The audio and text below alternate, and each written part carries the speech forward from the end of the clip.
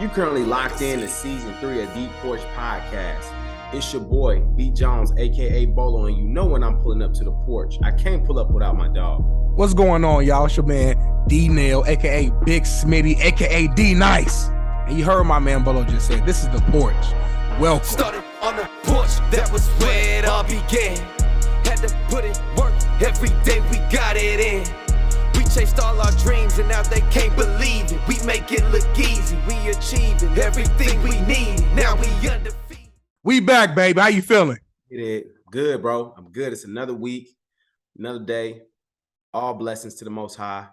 Let's rock and roll, bro. Every Shout out single to the time. Porch family, bro. How you doing, bro? I'm doing great, man. See, I'm poloed up, man. They got your boy back in the studio. I'm back work, so I just got home. LA traffic. And guess who I drove past, Bolo, on the way home? LA, a wild city, bro. I'm curious. Who you got? Eddie Murphy. I'm talking about Eddie Murphy. I'm talking about the Nutty Professor. You talking about, damn it, Ray. You talking about life. You talking about Eddie Murphy. So you seen Eddie Murphy in the flesh, bro? I'm talking about, I don't want you to even, he said, don't say nothing with a W no more. I don't want you to say the word watch no more. If I see your lips fixing to say watch, I'm going to slap you. But yeah, bro, I'm in traffic and I'm like, why? I'm like, listen, LA's always traffic, but today it was traffic. So I'm like, what is going on? So I'm riding downtown and we bumper to bumper. I finally dropped through this light and I look to my left and I see cameras and lights. I'm like, okay, they're probably shooting a commercial, which is very common out here in LA. I'm like, all right, whatever. But we going slow. So I look to the left. I'm trying to see, being nosy, see what they're doing. And I see Eddie Murphy standing right there, bro. So I'm like, damn, they probably doing a movie scene, bro. Next year, you might see a movie from Eddie. Eddie shutting the city down like that? Eddie Murphy, bro. So listen, you heard it here first on the porch. I don't know what the title gonna be. I don't know when it's dropping, but the next Eddie Murphy movie or show that drops, you heard it here on the porch first. We broke the news. He cooking some. Oh, Eddie back in the lab, y'all. Y'all know when he drops some, hey, get ready. Yes, sir. GOAT. Shout out to the GOAT. Shout out to the GOAT, man. But speaking of the GOAT, man, let's talk about Coach Bolo Jones. I heard you got a big dub last week. LC, talk to us, man. How did it feel, man? I heard y'all damn near shut them down. No touchdowns on the defense side. Hey, we just did our job, bro. Hey, long time coming. I keep telling them guys, bro, we do our job, bro. We gonna always win. What I tell you before the show, DBTR, and that's the life goal too. That's even in life too. I always tell my guys, don't be the reason. Don't be the reason why teams are scoring. Don't be the reason why we losing. Don't be the reason why you ain't playing your best every play, every snap, even in life. Don't be the reason. Don't be the reason. That's a motto we can all live by. And we gonna roll with it throughout the season. So 21-3, no touchdowns. We'll take it, bro. God is good. Come on now. Congrats on that big time win. Not only did your high school team win, your college team won as well. Ohio State Buckeyes beat them Notre Dame Fighting Irish. It was a closer one than expected. I know you were coming out on a podcast talking that crazy 17-point lead. And they won by 11. They did. It was close. It should have been the game shouldn't have been as close as it was. But hats off to Notre Dame because that team they came in and they played hard. That's a team that's just gonna play hard for 4 quarters. Right. In my opinion, Old State didn't look like number 2 Old State. I think they kind of played down a little bit.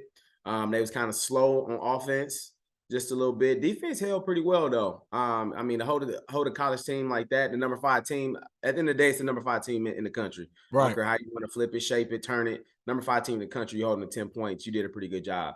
But in my opinion, though, I just think Old State's offense is so high powered that they should have put more points on the board. And they were just kind of late and kind of just behind in a lot of things. So obviously, it's the first game of the year. I'm not gonna panic. I'm not gonna overanalyze or anything like that. So we'll just chop it up. We got the dub. That's all that matter. So we just got to come back better, and we just got to work on being more efficient on offense, bro, to put them points on the board because that's how we're going to compete. You know what I mean? If we want to go undefeated and get to that natty, that's what it's all about. So, yeah, man, shout out to them boys, man. I'm just so glad that college football was back because it was a primetime game, and I'm glad it was a good game, though. Like, I'm glad it was a good game. I'm glad it went down to the wire for the most part. And I'm just happy I didn't see a blowout because I just love seeing just football, like just seeing the games, bro. But I gotta talk about it though. I don't know if y'all seen the game or not, my football heads, that LSU Florida State game. Ooh. So nuts. Talk to us, bro. It was crazy. Let me just tell y'all, all right, for my football people out here, I don't care if it's offense, I don't care if it's defense. Those 10-second plays on special teams, bro, is what matters, bro. Okay. You got 2 muff punts from LSU. Mind you, it's fourth quarter. It's about a minute and some change left. LSU is one drive behind. All they got to do is get the ball, go down and score, tie the game up. The punt returner muffles the ball. Florida State jumps on the ball at probably about the 5-yard line. Yeah. I want to say maybe the 10 or 5-yard line, somewhere in the red zone. Long story short, they drive. They end up getting a stop. LSU end up getting a stop. They end up fumbling the ball, and LSU jumps on the ball, okay? LSU has probably about 96 yards to drive down with less than like a minute on the clock. They drive down, y'all. Hear me out. They drive down and they score. They score. I think it was 27, 28. They ended up scoring. It was 27, 28 or something like that. Something like that, yeah. It was like they were just a point down. So all they had to do was convert for the PAT to take it in overtime. It was 23-24. 23-24. 23-24. Yeah, it was 23-24. They were driving down. Mind you, y'all, before they actually scored, it was only 1 second left. So they only had one play to score. So they end up scoring with that 1 second left. So there was no more time on the clock. All they had to do was kick a field goal, which is a PAT, an extra point, to go into overtime. Yep. Blocked the field goal. Florida State win, bro. So if you telling me it's 3 phases, bro, it's 3 phases. Special teams is one of the most important plays in the game. That's kickoff, that's kick return, that's punt, that's field goal. Like all that shit matters, bro. And LSU took their first L under Brian Kelly. Man, it was a crazy game, man. And us as former athletes, we know just how important special teams is. I know at Ball State, Coach Limbo, he focused on that 80% of the time. You know what I mean? So that was one of our strongest areas of the team year in and year out. And, you know, a lot of times as a player, you don't recognize how important it is. But in hindsight, looking back, I see just how important it is. I mean, it's a matter of losing and winning games. And in this case, LSU lost the game really because of special teams. So shout out to Florida State getting that dub. And hey, LSU, Coach Kelly, I got to bounce back, man. That's not how you want to start off your tenure with LSU. And I am actually glad that Florida State got a big win, man. They so overdue, bro. Like I feel like we ain't really heard about Florida State since Jameis Winston and you know, Ramsey and that whole crew that came through. I think Florida State just kind of fell on the radar, losing a lot of players in Florida too to other schools and stuff like that. So I think it's about time for them Florida schools to step back up. That's the Floridas, the Miamis, the Florida States. Like we got to get them back in that top 10, moving and grooving, man. Most definitely. Now, before we continue, we got to pay these bills, Bolo. So we got to shout out one of our sponsors, man, Bet Online. Bet Online, for those who don't know, is the fastest and easiest way to wager on all of your favorite teams, your contests, events, and much, much more. I'm talking about the MLB, the NFL, the NBA, NHL, all the sports, man. You can find reviews and news on every single league. Bet Online continues to be the top online resource for all your sports information, from live in-game betting, props, and futures. So make sure you head on over to Bet Online today or use your mobile device to join today and make your first sports bet. Use our promo code BELIEVE50. That's BLEAV 50 to receive your 50% welcome bonus on your first deposit. Bet Online, where the game starts. Woo! They got me hyped right now, but I'm like, as soon as we get done with the podcast, I'm placing a bet because we got some NFL season. It's week 1, baby. Rams and Bills tomorrow. We're going to talk about that in a minute. I got to put my money on the line, man. I think I feel good about these matchups too and where they headed. So, yes, sir. Yes, sir. Put my money where my mouth is. Yeah, we're going to hop into all that and much, much more. But first, we got to jump into our topic of the day. And Bolo, you came up with a good one here, man. I want to see where your head is at. So go ahead and set it up. Let our listeners, let our viewers know what the topic of the day or question of the day is for today. Okay, Porch family. Question of the day is pretty cut and dry here. Should a step parent be able to discipline their child? Let me go first, or you want to go first? I'm gonna let you go first. All right, Porch family, should a step parent be able to discipline their stepchild? Okay, so it's like a step mom or dad. Mm-hmm. They come into a mixed family, and now he or she is disciplining the other child, the wife's child or the husband's child, whoever child it is. Are they allowed to discipline, even though they're the step parent? What's your thoughts, bro? This is tough, bro. I hate to be on the fence, but I think it depends. Let me say this. It depends on the timing in which the step parent entered the child's life. Okay. If the step parent became part of that family when that kid was like an infant and literally was there that entire kid's life and pretty much acted as that kid's main actual parent, then I do think in those situations that step parent could take on that role and discipline that child. But if the step parent come into that kid's life, just later, 10 years old, 11 years, 12, whatever, it's a wrap. Like it's just too late. Like you and my mom or you and my dad or y'all together, that ain't got too much to do with me at this point. I'm too old. And then one more comment too to my first statement. So yes, if a step parent joins the family at an age where the kid is a baby and stays around, I do think that they could have the right to whoop the kid. But I will say this: it depends on if that main parent is still playing a role in that kid's life. So let me use an example. So if it's, let's say me and my wife Chanel, for example. Let's say Chanel had a kid before we got together, so I'm the step parent of that kid. But let's say that kid's real father is still active in that kid's life. I don't think I would have the right to be disciplining his kid. You know what I'm saying? And we're saying the word discipline. Let's be real. We're talking about a whooping, basically, right? We ain't talking about like you grounded for 2 days, because like that's like whatever. You talking about a spanking, a whooping, that type of discipline. So I don't think in that situation I would have the right. But if that dad is not in that kid's life at all, and I pretty much stepped up to the plate as his acting father, almost in a adopting type of role in a sense, then I think I can have the right. Yeah, no, I agree 100%. I think I'm on the fence too. I think if a father or a mother who happens to separate from their significant other is still present in that child's life and still active and moving and grooving, I definitely think that person may overstep their boundaries in that type of situation. Right. I also do think like growing up, right, that plays a factor too. But it's funny though, because I got a lot of friends and stuff that has been in situations like that, and they'd be like, man, I wish that motherfucker would touch me. I wish she would touch me. Like, you know what I'm saying? Like, it's just like the expectations are already set that you ain't disciplining shit.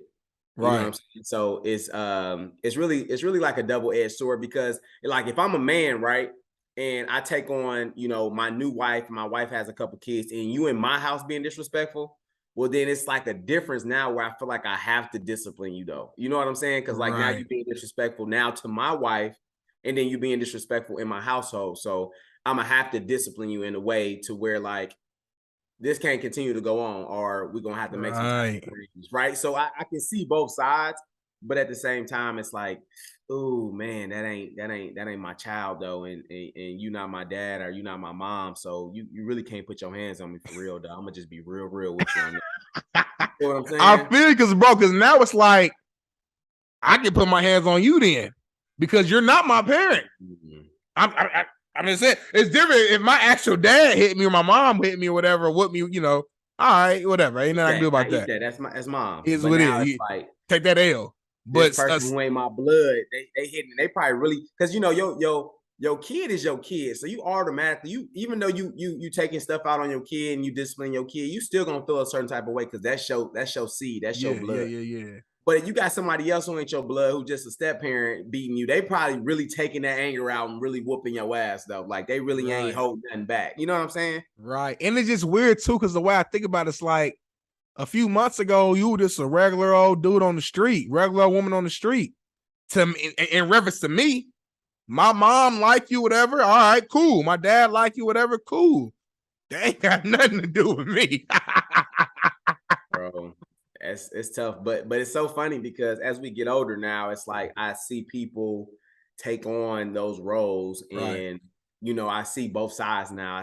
I hear people who discipline, on the stepfather or stepmother side, and I see the other side where people like, man, I ain't touching nobody else's kids. Right.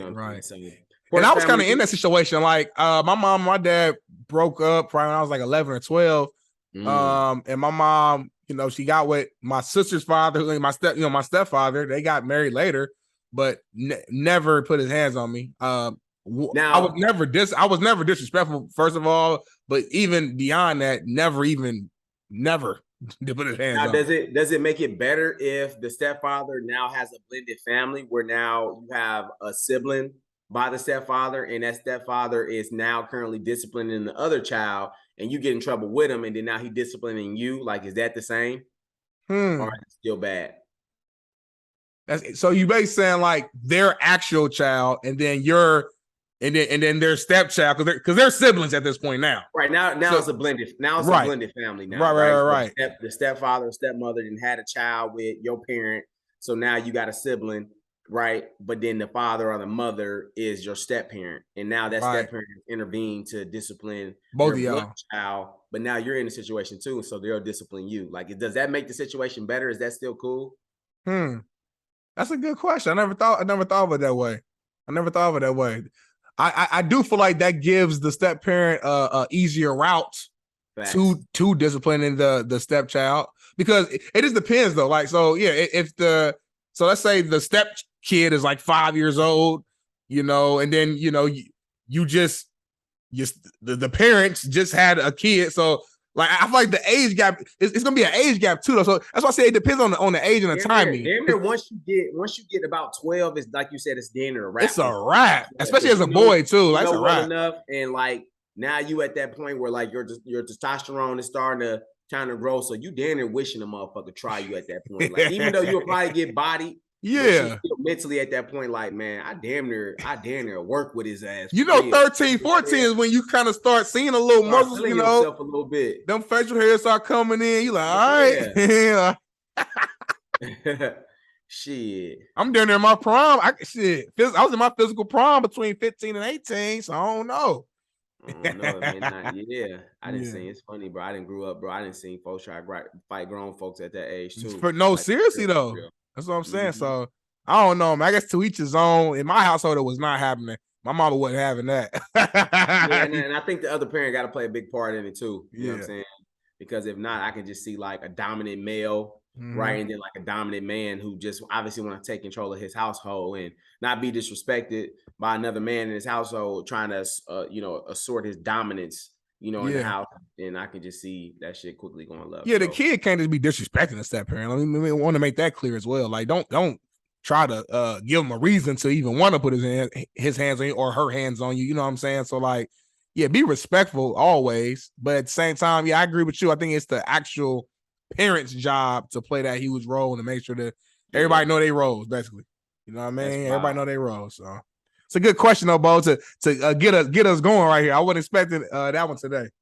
Yeah, bro. So, Porch family, we want to know what y'all think. So, let us know on Instagram, YouTube, TikTok. What you think about it. Should a step parent be able to discipline their stepchild?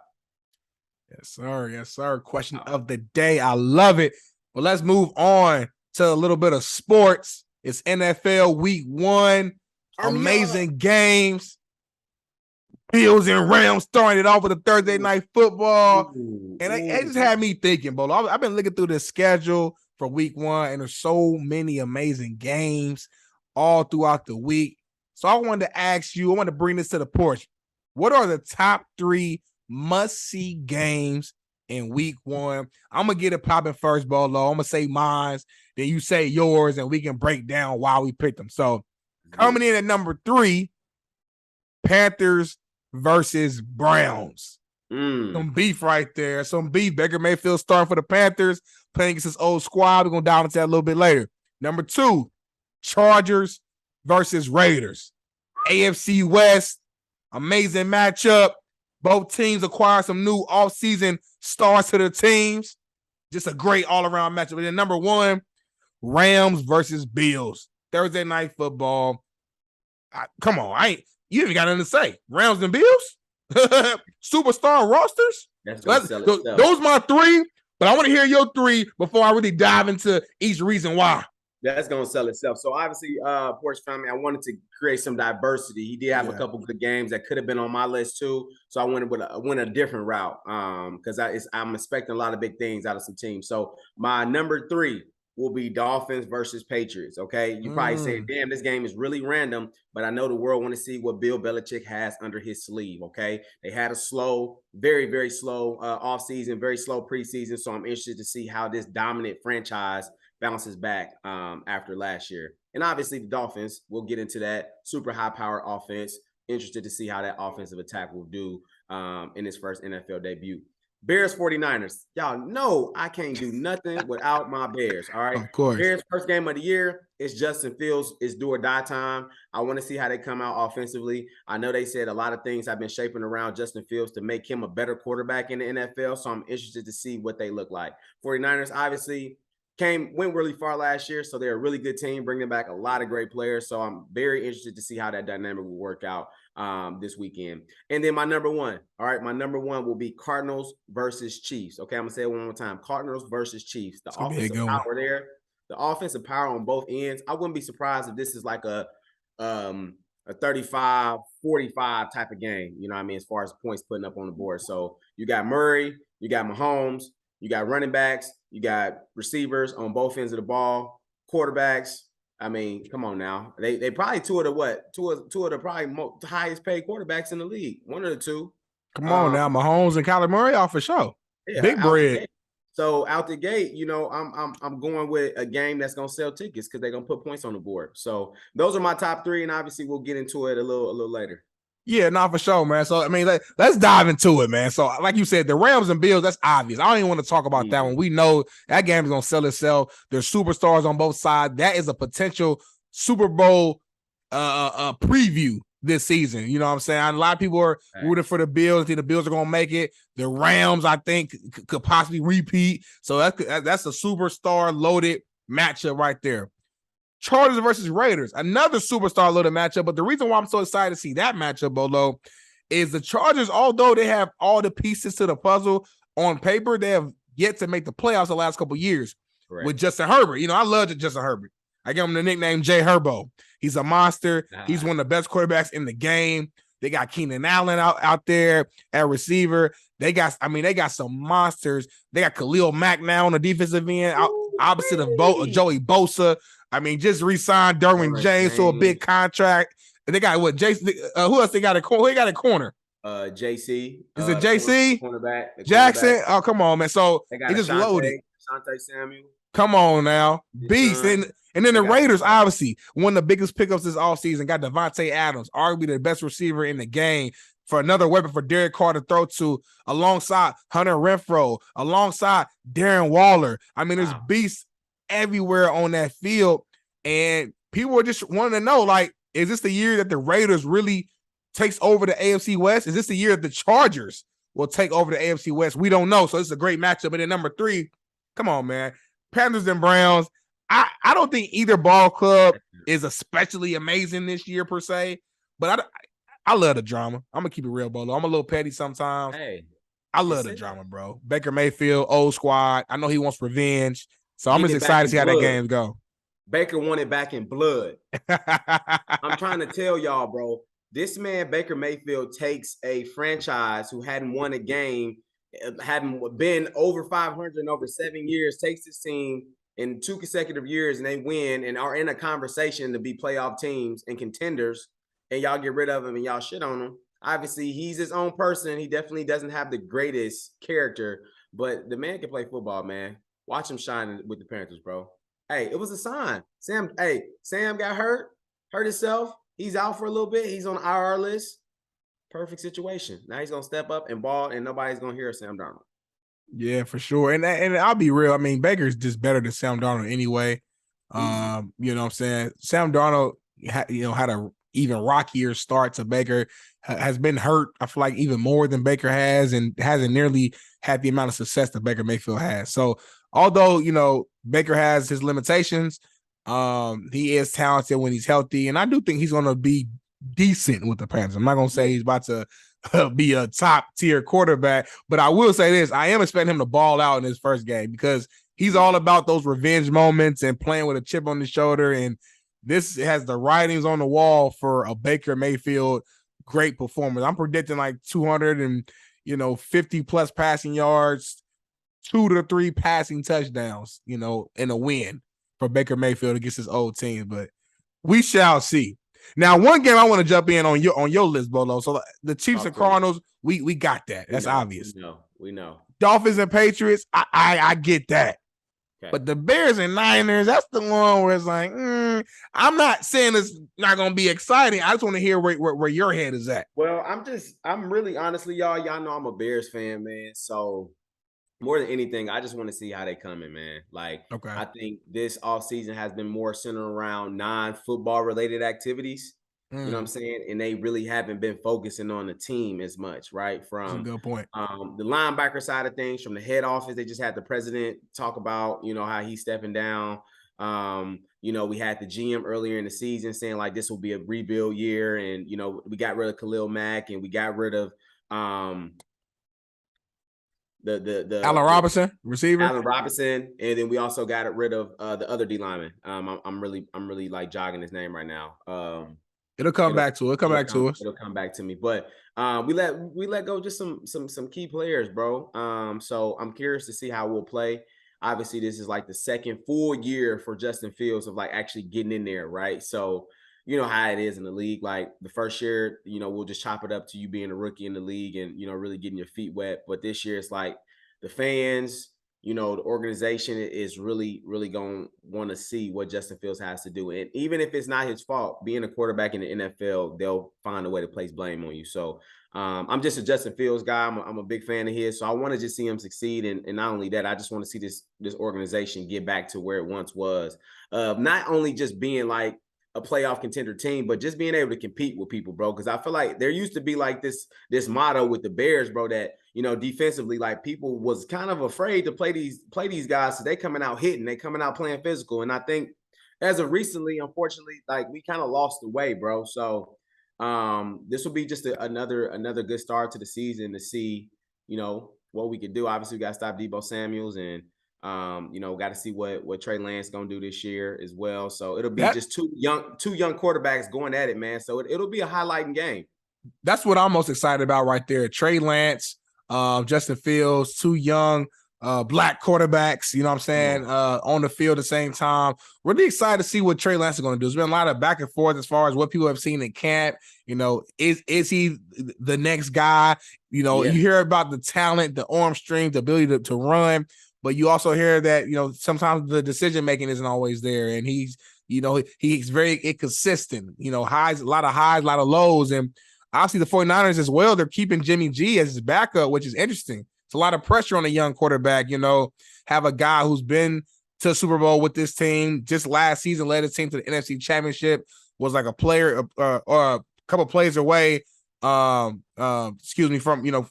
winning and going to another Super Bowl potentially as well. So a lot of pressure for Trey Lance. I'm just excited to see, what he does and see what type of level of quarterback he is. Cause I'm a Jimmy G guy. I like Jimmy G. I understand his limitations, but he's a winner. Everywhere he's went and been, he's been a winner. And you see how poor the 49ers have been without him. Right. So a lot of people give him slack and say he shows up short in a big game and he's limited. He can't do this, he can't do that. One thing he can do is win. So there's a lot of pressure on Trey Lance to do just that. And I know, they get to like week 5, week 6, and they're 2-4 or 1-5. Deebo and the rest of them teammates gonna be looking at each other. Hey, bro, we need to get Jimmy G up in here. Yep. Yeah. But they will say something. But the 49ers at this point, hey, they made their bed, they have to lay in it. They can't bring Jimmy G back in. They can't. Like, unless there's an injury, you can't just be like, all right, never mind. Because Jimmy G is out. He's gone after this year for sure. His contract's up. It's a wrap. You've already made the decision that you're moving on.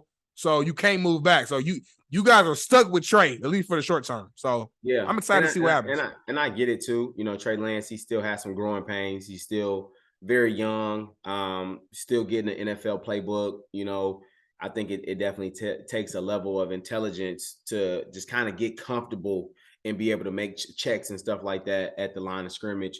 But one thing that I'm very surprised by, like, despite, you know, kind of his slow start, the media is still on his side though. Like the media is still heavily rocking with Trey Lance as if like they know eventually this dude will start to succeed in a insurmountable way. So I'm excited to see it. You know what I mean? Because like I said, the media definitely is one to, you know, jump on somebody's back if they become a bust. But, you know, after a couple years, they still seem to be rocking with Trey Lance. So it must be something there. So I'm excited to see it.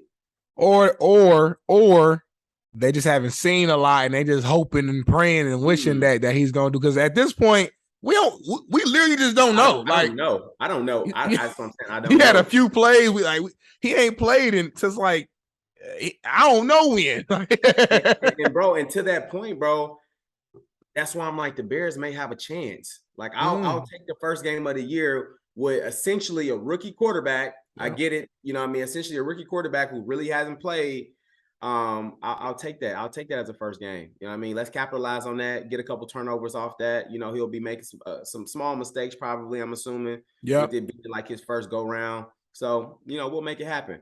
But transitioning to the Dolphins Patriots, okay? I'm talking about the Patriots just because they have been under the radar. Like we've been talking about a lot of teams, and you know, obviously with Mac Jones, them guys haven't really been doing what we think you know they should be doing with a guy like Bill Belichick. So, you know, as the season continues to progress, I'm gonna really start to throw out the conversation of was it a Tom Brady thing or was it a Bill Belichick thing, right? Trying to figure out now if he's going to put the pieces to the puzzle together to get him back to where he once was, or am I thinking was everything a facade and Tom Brady was covering up everything, right? That's what I'm more interested about. On the other side of the totem pole, we just got this high-power offense where I can't wait to play on Madden with these guys, right? We got the Cheetah, and we got Jalen Waddle, and then we got Tua. I mean, come on now. If you put these guys on both, like who you going to double? You know what I'm saying? These are two of the fastest guys in the league right now that's going to stretch the field. Tua going to get the ball to it. Tua can move as well. So, you know, I think it's going to be a defensive nightmare where they're going to get plays off, but it's just a matter of, you know, making sure that Tua can actually get the ball there and make good decisions as well. So I'm interested to see how both teams will look coming up this weekend. Nah, most definitely, man. I think you hit the nail right on the head. First of all, with the Patriots side of things and the Bill Belichick or Brady, you know, who did more, who was the reason. It's funny you brought that up today on our new show Speak on Fox, you know, that I produced. Shady McCoy, shout out to Shady. They actually talked about this a little bit, and he was saying that Bill Belichick basically is overrated. He's gonna get exposed this season, and he's gonna retire after this year. That's what he said, and he said basically the same thing as you, like. It was Brady. Brady was the reason why they were like that. They were moving like that. So it's funny that you brought that up on the same day that a former player as high caliber as a Shady McCoy said that. So it might be some validity to that, but we shall see, man. We shall see. It's hard to count out Bill Belichick. I mean, even last season, they kind of surprised me as far as how good they were and how Mac Jones carried himself. But everything so far in this preseason and kind of the stories I've heard from camp has not been positive about the Patriots. So definitely going to be a big time game to see how they look and how they moving. Then the Dolphins, I mean, like you said, they got weapons everywhere. Tua is back and he's healthy. And I think it's really a big prove-it year for him because, you know, last year, I mean, he came into the league, you know, we know he had that bad hip injury. So he wasn't even starting. He was kind of sharing reps. I think it was with Ryan Fitzpatrick, if I'm not mistaken. And he finally got the starting role, you know, but it was like his first real year being a full starter. It wasn't a horrible year. You look at stats. He was very efficient. Just wasn't doing anything that exciting. But now it's like, all right, you got some experience under your belt. You're healthy. You got weapons. Outside of the Bills, I mean, the AFC East is open for you to make some noise and make the playoffs. So I'm very excited to see how Tua prevails, and I actually think he's gonna ball out. They're gonna have a pretty good year this year. So I'm very excited to see how he utilizes those weapons. And man, I'll just say this: Week 1 is going to be a good one. So I cannot wait. Hey, and that's funny. I think the theme of this year is young quarterbacks. What you got? Yeah, because there's a lot of young quarterbacks in this league where it's like you got to prove it or you're gonna lose it. Yeah, you got Justin Fields, you got Trey Lance, you got Tua. Old boy from Cincinnati starting in Atlanta, ain't he? Nah, Ritter, he not starting yet. Marcus Mariota starting. Marcus Mariota. But I wouldn't be shocked if mid-season they make that switch. They make that change. So yeah. Let's just get it. Let's get it going, quarterbacks. Let's see what we got. You know what I'm saying? For sure. And I gotta clown you a little bit, Bolo, before you move on.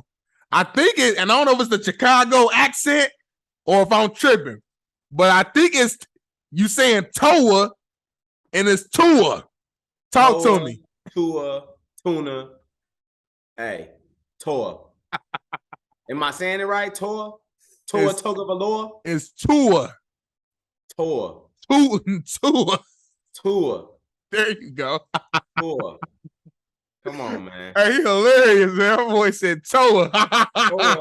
Toa, Tuna, Tony. The tiger head ass. Looking ass, boy. Y'all know what I mean. I do what you mean, my dog. I just had to clown you a little bit. But let's transition. Let's get away from football for a hot second because there's some other big time news going on in the sports world. And I'm talking about the sport of boxing. We got, for I believe maybe the first time ever, an all women's main event boxing showdown going down this Saturday in London. I'm talking about Clarissa Shields versus Savannah Marshall as the main event.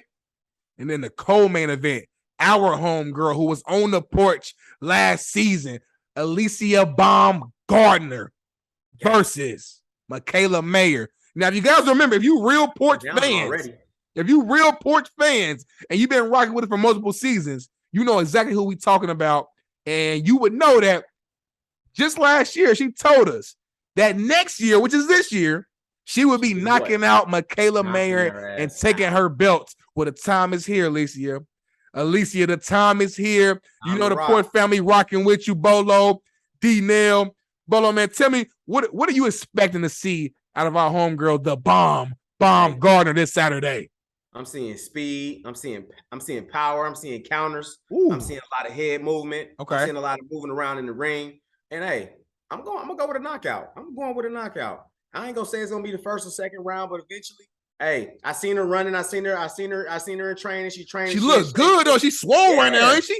Yeah, she going the distance. So I mean, it's gonna come down to the endurance, and she gonna put her down. So I already know how she coming. Already know. Come on now. And now listen, I know, in all fairness, I know Mikaela Mayer is a champion for a reason. Very skilled fighter. She has the length. But I'm gonna be real, man. Alycia got that look in her eye. She just hungry. You see my face right now? You see how my eyes doing that? She got that look in her eye like she mean business. She's been having this circled on her calendar for too long, and she wants this too much. This means more to her. She's the underdog. And I think she likes that underdog feeling. She likes people rooting against her and proving people wrong. She has the athleticism. She has the quickness. She has the power. I mean, and she got the focus and the mindset. I mean, she looks so confident in all the pre-fight hype and everything I'm seeing on her IG page and all the promotion. I just see that confidence in her eye, and I think she's going to show the world who the bomb really is. So shout out to you. Hey, we wish you safe travels. I think you're already in London right now, but if you ain't, safe travels and good luck on this fight, man. It's gonna be big time. Make sure y'all order it. I'm gonna order it. Bring back that dub. Hey, look, like my boy Nate said, ain't nothing more important than that dub. Yes, sir. Go ahead and go to London, bring that dub back to the US. All right. Meet me at the London. We can go over there, like she said. We can go to the strip club and get some of them wings, like she said. Now them lamb chops. Lamb chops. She said the lamb chops. The lamb chops. Alycia, if you win, make a promise. Come to LA. Bolo gonna fly out. We're gonna bring our main crew. We going to the best strip club, Crazy Girls. Lamb chops, and we get some lamb chops, wings, mozzarella sticks. What else we French getting? fries with ranch and ketchup. Ooh, both or separate? You gonna do ranch and ketchup? Separate, you dip them separately at a time, so you can just get the full flavor of both at a time. You know what I mean? The ranch fries and then like the ketchup fries, but you ain't gonna overly saturate the fries with the ranch. You just get the real condiment. You know, just dip and eat. You know what I'm saying? You put me on game. You know what I'm saying? Easy. Come on, man. Well, hey, huge shout out to you, and we can't wait to come back here next week and just talking about how you got that knockout like we said you would. So. Easy. But let's move back to some football because we are some football heads, former athletes, coaches ourselves. And let's bring up our two favorite teams. We dove into the Bears a little bit already into their week 1. But I want to talk about the full scope of this season, right? The Bears, the Indianapolis Colts. What do we truly expect out of our two ball clubs this season? I'm going to go first. I believe my Colts are like the biggest, if not the biggest, one of the biggest, will be one of the biggest surprises this season. I think my Colts will be one of the biggest surprises this season. Come out the AFC. I believe they have everything they need. Strong defense. You got Shaquille Leonard over there. I think he had like a little hiccups. Something was wrong with him injury-wise, but I don't think it's nothing serious, so he'll be ready. I don't think he's playing this week, though. Not week 1. I don't think he'll be ready, but we're playing the Texans, so we don't need him. I don't want him to play anyway. I'd rather him rest the first week and get ready for the Jags and then the Chiefs. So, but either way, we got Shaquille Leonard. We got Kenny Moore. We got Bump and Run Gilmore.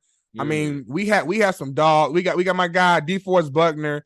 We got my guy Grover Stewart in the inside. I mean, the list goes on and on and on. Then on the offensive side, man, I think Michael Pittman Jr. is going to have a breakout year. Big, strong receiver, show a lot of flashes last season. We got my guy Matt Ryan, former MVP, been to a Super Bowl. We got the best running back in the league, Jonathan Taylor. Come on, man. I think we got everything we need. We have a coach who's been to the Super Bowl before, and I just think this is our year. It's the AFC South, where the only team that's really even a true threat is the Tennessee Titans. And I will admit that in the previous years, they have given us a run for our money and have beaten us. But I think this year is different. And I think with the addition of Matt Ryan, a veteran quarterback, he's going to make the big-time plays and the big-time moments that, unfortunately, Carson Wentz did not do when we had him. So don't be surprised if the Colts go on a deep playoff run and even surprise some teams, surprise the league, and make it to the Super Bowl. That's all I'm going to say, man. We're going to win the AFC South, guaranteed to make the playoffs. Granted, main players stay healthy, of course, and I wouldn't and don't be shocked that makes the Super Bowl. So that's how I'm coming with my Indianapolis Colts, Bolo. How your Bears coming? How are you realistically feel? Everything I just said right now was facts and feel real. It was facts. It was definitely facts. All right. I'm not gonna say that the Bears are gonna win the championship. I think you misdrew my words the first time, but they are gonna make the playoffs. Okay. The Bears are gonna make the playoffs, and for everybody out there listening, they will win 8+ games this year. So obviously it's 17 games this year, so they'll win 9 games this year. They will win 9 games this year. Let me ask you this then. So are you telling me, so if they're making to the playoffs, you think 9 and 8 is a good enough record to make it to the playoffs? My words. No. Be clear, Bolo. This is the Porch. Be clear. If they don't make it to the playoffs, they'll at least still win 9+ games. Gotcha. Like either or. They'll win 9 games. It may not make it to the playoffs, but they'll win 9 games. But ideally, they will make it to the playoffs. They got the 49ers first. Obviously, with Trey Lance, I think we'll be able to come out and play some good football and potentially steal that game. Okay? Yeah, I agree. I'm not saying we'll win. I'm just saying we can potentially steal that game based upon what we're going against. We got the Packers, okay? Packers is the Packers. I don't know what we're seeing out of Aaron Rodgers. He doesn't have his threat anymore. I don't know what we'll be seeing out of him, but Aaron Rodgers is Aaron Rodgers. So I'm not holding nothing against the GOAT. You know what I mean? So that game could definitely fall on the cheesehead side, right? But we got the Texans, then we got the Giants, then we got the Vikings, right? So I think we can go on a good streak where we can develop some momentum and we can win a couple games, back to back to develop some momentum. You keep moving. We got the Patriots, then the Cowboys, then the Dolphins. Like, these are all winnable games, y'all. Like, we ain't playing the Chiefs, we ain't playing the Chargers, we ain't playing these high-powered offenses. I mean, maybe the Dolphins, depending on how they really come. But we're not playing like these crazy high-powered offense where we're supposed to get blown out. Like, we even got the Commanders on here after we play the Vikings, right? So I think it's just a winnable league, like as far as where we at right now in the NFC.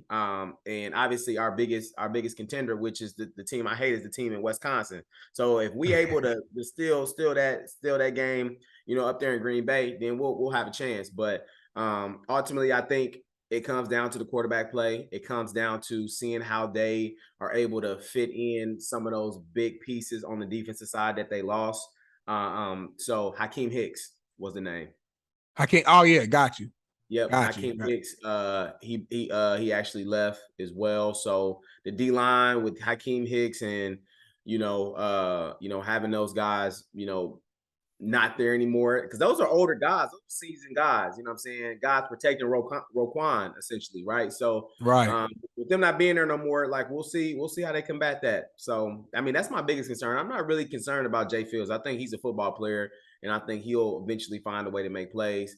I mean, they got a couple decent receivers around from Pringle to Mooney that I think are guys who are continue to grow and become something in the league.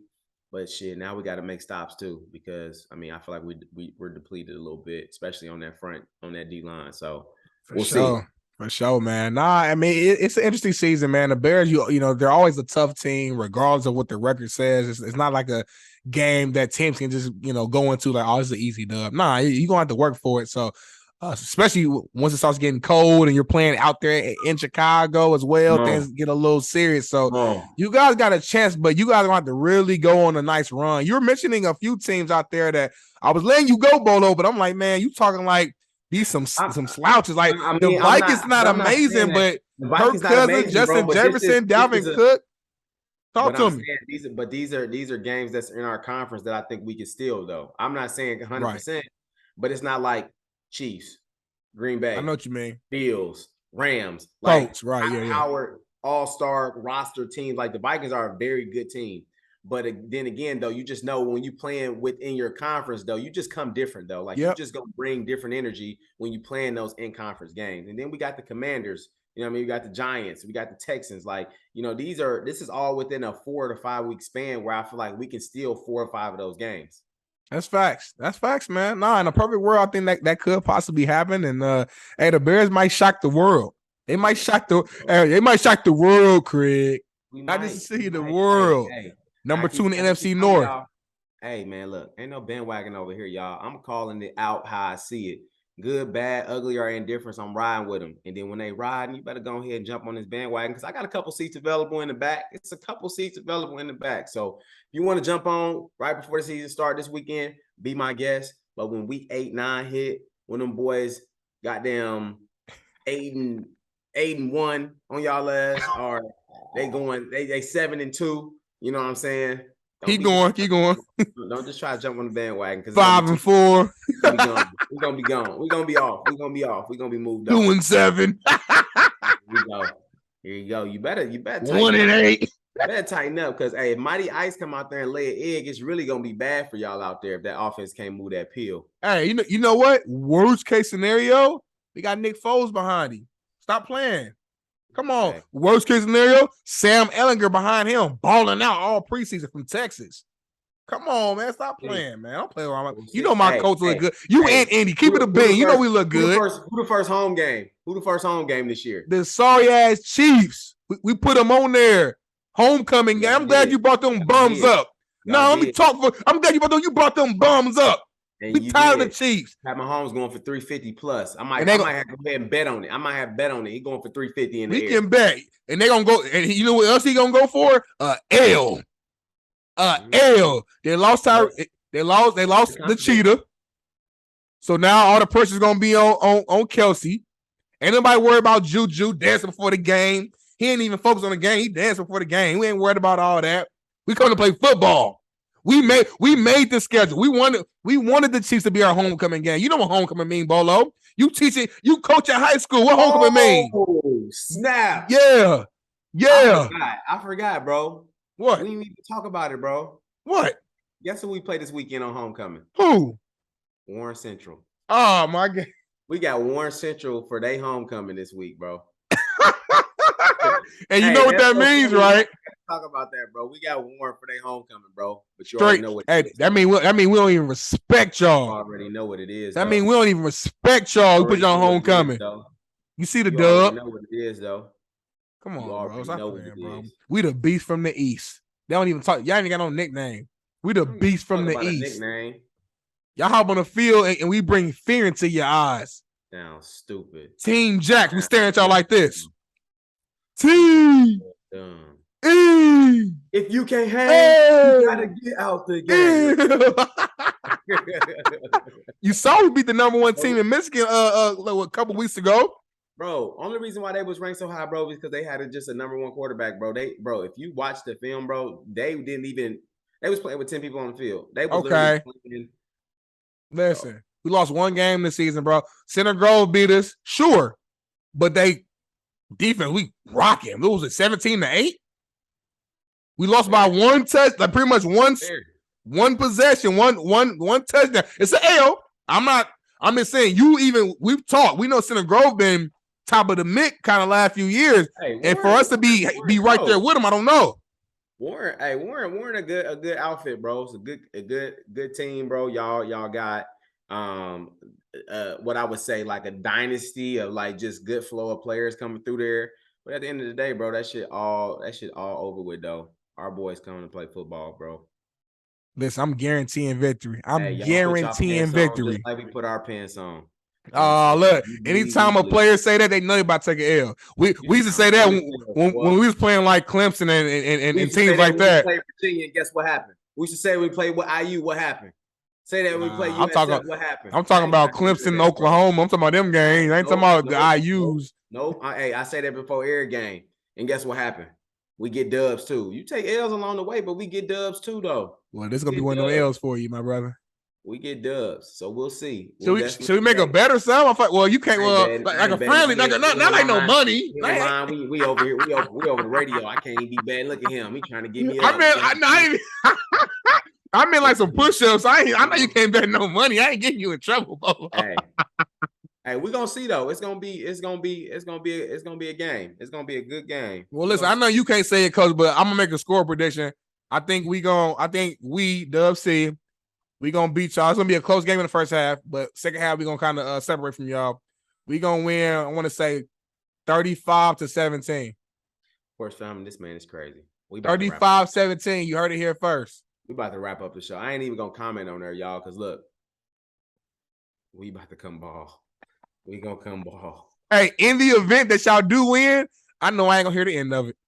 You already know. That's why I can't wait. I can't wait till we reconvene. I'm covering that session for about 10 minutes. I'm giving your ass play by play. You know what's funny though, Bolo? Before we end it, y'all stole all of our people. You got Coach Wayman, who's a Dub C legend, state champion, former player and coach. He's over with y'all. I saw a damn picture of the sideline or video, and I see Big Ed over there. Big Ed has it over there. That's the former tight end during the 06 war, if I'm not mistaken. Tell me if I'm wrong. Y'all got Big Ed over there as a coach? I'm just saying, bro. It's another Dub C player. That's fine and dandy, bro. That's not, but they not playing with Dub C right now, though. I used to have VIP Watts back in the day. Like, it's like, how many of us do y'all need? I mean, we trying to help y'all here. Say this one. Bro. But the problem is we got Coach Tussie back. Ask Coach Wayman. Ask everybody. We got Coach Tussie back. It's a wrap. The coach is back. Bring back the red belts. We coming for blood. Hey, Porch family, I cannot wait to reconvene with you all and let you know the outcome of this game. So as we wrap up the show, it's LC or die. We finna ball, fly high. I'm your boy, B. Jones. That guy.